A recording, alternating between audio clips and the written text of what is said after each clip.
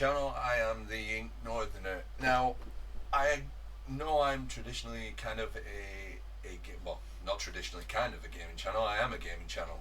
However, I thought I would try and present something a bit different now I've actually got my voice back. With it coming up to Halloween, I thought I would put out what I consider possibly my top 10 horror films. I may have cheated a little bit because there's more than 10, um, but I'll explain all throughout. Now, I was going to do sort of my top 5 horror series in terms of gaming, but then again, I don't think I would introduce anything new that other people wouldn't already have on those sort of the Dino Crisis series, Silent Hill, Res Evil, uh, Dead Space, and then possibly something like Spec Ops: The Line might creep in there, given that it's sort of psychological horror, but or The Evil Within. I imagine everybody would have those kind of games on their lists. And then I was going to and then I considered doing, well, should I do horror games that have been made into films or films that have been made into games? You know, you've got the likes of the Resident Evil series, Silent Hills. You then have You then have Friday the 13th. You know, there are certain other older titles that I've not played, sort of NES level titles. I think there's a Texas Chainsaw Massacre game. It may even been before the NES. It could have been one of the older systems. And I decided, well, I'll try and put out something a little bit different. It's going to be weird if this is the first video you've seen on my channel, but I promise this won't be a regular occurrence. Just thought with it coming up to Halloween, and a bit of backstory, what people probably don't know about me is I actually have a degree in film and media studies.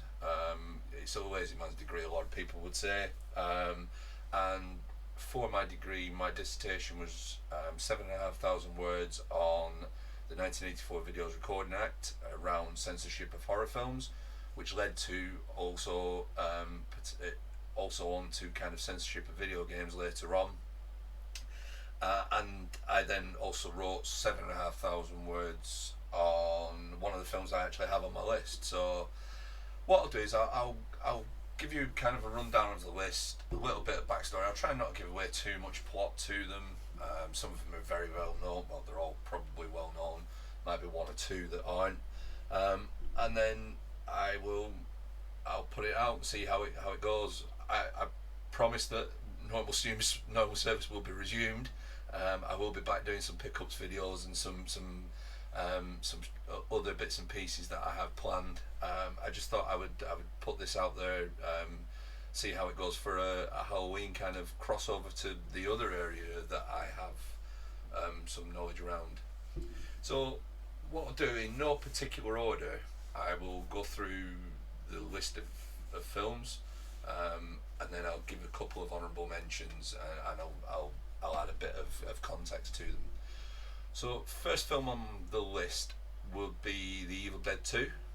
Now, Evil Dead 2 is considered a remake of the first Evil Dead, although it's technically not. It had to all be reshot, so even the recap part was all reshot. Evil Dead follows Ash, Bruce Campbell's character, and he goes to a cabin in the woods with his girlfriend, and they accidentally release the recording of the Necronomicon, or the Book of the Dead. This releases a load of deadites, and hilarity ensues in this film. Especially the scenes with Ash against Little Ash, they are phenomenal. If you have not seen this film, hopefully this will give you something to go off and check it out for Halloween. Now, number 2 on the list is a film by Rob Zombie. Now, I really enjoyed the first in this series of films. However, I prefer the second film, and that is The Devil's Rejects. The Devil's Rejects is kind of a modern take on Texas Chainsaw Massacre to a degree. It's all about American folklore and stories around cannibal families, etc. It's pretty gory and pretty out there, but it's a it's a good film in my personal opinion. Um, so the third film in the list would be probably one that a lot of people wouldn't choose. They'd choose one of the films in this series, but probably not this film, and that is Friday the 13th Part 8, Jason Takes Manhattan. Now, Jason Takes Manhattan is so bad it is good. Essentially, Jason gets away from Camp Crystal Lake on a boat, um, and ends up on the island of Manhattan, and then all kinds of killing ensue.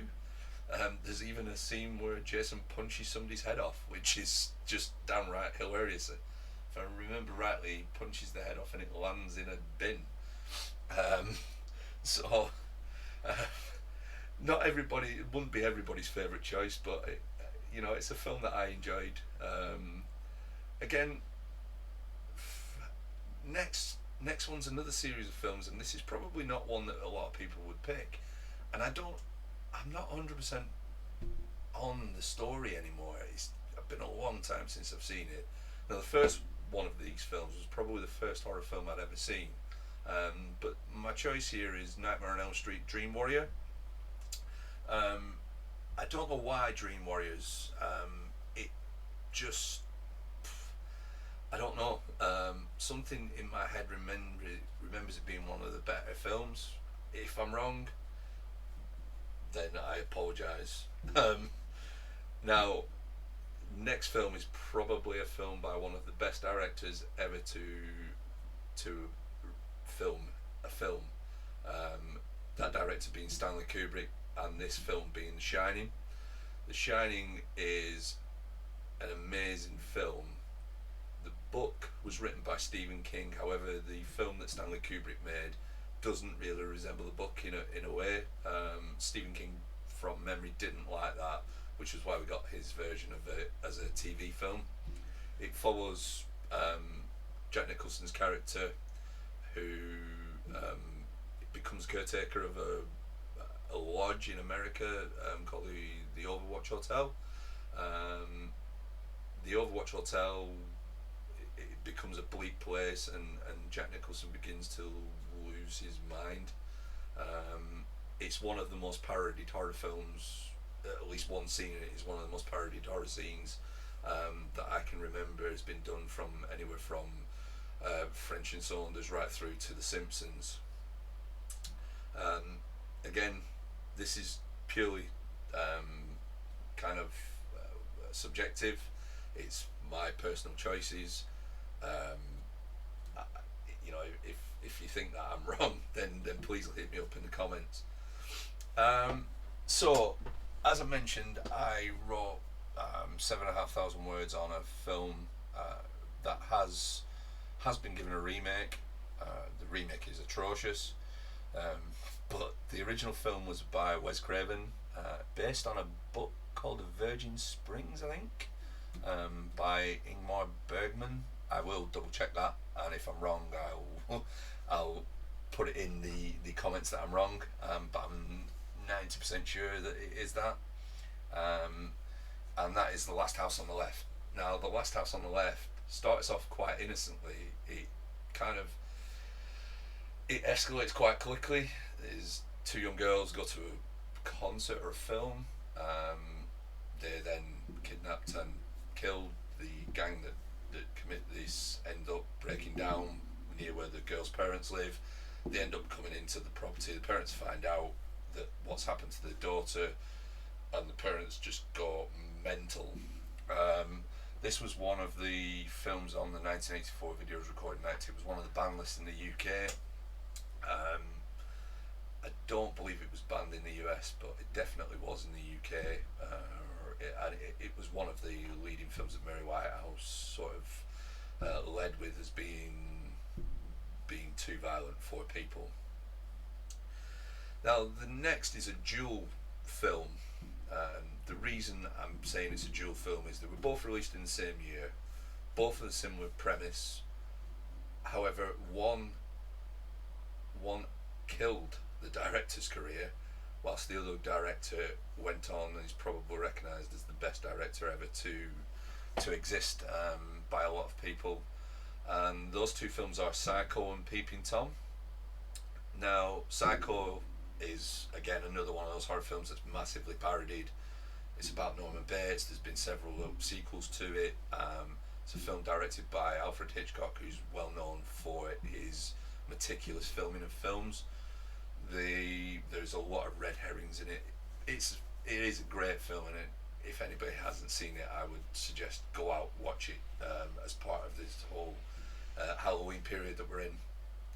Now, Peeping Tom, which I put as a kind of a couple type film to it, was directed by Michael Powell. Now, Michael Powell was a big director in the 50s, I think 40s and 50s, with Emmerich Pressburger. I think it's Emmerich. They were a well-known duo of Powell and Pressburger. Directed quite a lot of films, and then Peeping Tom was released. The whole idea behind Peeping Tom is the lead character is a cameraman, and he commits murders using his camera stand. It's a very, very good film, now critically sort of well looked upon, but did not do very well at all at the box office, and killed Michael Powell's career. I don't think he directed another film after. But again, I wanted to put it on there as a kind of a part of the film to Psycho. Now, number 8 on my list is a relatively modern film. I watched it maybe 12, 18 months ago. I think it was the film directorial debut of the director. It's Get Out by Jordan Peele. Get Out is a great film, very, very good psychological horror film, with quite a lot of sort of gore and action in it as well. It's a film that stars, I can't remember the actor's name, but he was in Psychoville by the League of Gentlemen people, but creators. He plays one of the sort of the carers for the blind person. I think he's blind in the big house in Psychoville. His name escapes me. I will link all these films to their IMDb page in the description. But yeah, Get Out is a film that you have to watch. There are some scenes in it that are fantastically filmed, and the whole idea and the whole premise behind it is great. Now, the next film on my list is, again, by looking at the rest of them, a reasonably new film, although it is 96, 14 years old. No, 472, 24 years old. Bad at maths. Good at film and media, it seems, but bad at maths. And that is Scream. Now, Scream was directed by Wes Craven. It's again another one of those films that's been heavily parodied. To me, it recreated a genre that was sort of going downhill with a lot of the films that were just re-releases. It also influenced quite a lot of other films, such as I Know What You Did Last Summer and various other newer films. I would wager that some of the newer directors probably have Scream as one of their influences. Directed by Wes Craven, as I say. Wes Craven is probably one of the granddads of horror. You would, to borrow an American term, probably put him on a Mount Rushmore of horror. But again, has some great twists and great turns, some good plot twists in it. And if you've not seen Scream, you should go out and see it. And the final film on my list, before I had a couple of honourable mentions, has actually spawned quite a few. There's quite a few games in this kind of series. There's quite a lot of films in this series as well. The film in question is Alien. Now, Ridley Scott's Alien was a phenomenal film in its time. It just created a whole sort of subgenre that brought in masses and masses of special effects.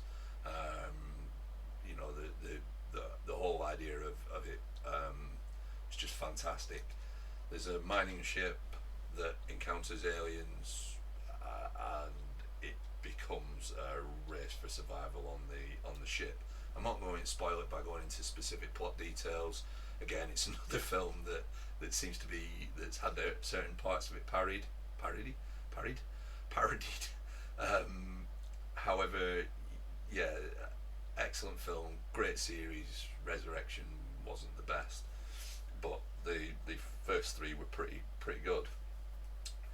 Now, the honourable mentions that I have here, one of them people will probably wonder why I wouldn't put it in kind of my top 10, and I think the reason being is because out of all of the films that were made, there was only ever one that was truly amazing, and then the series petered out. I think mainly because the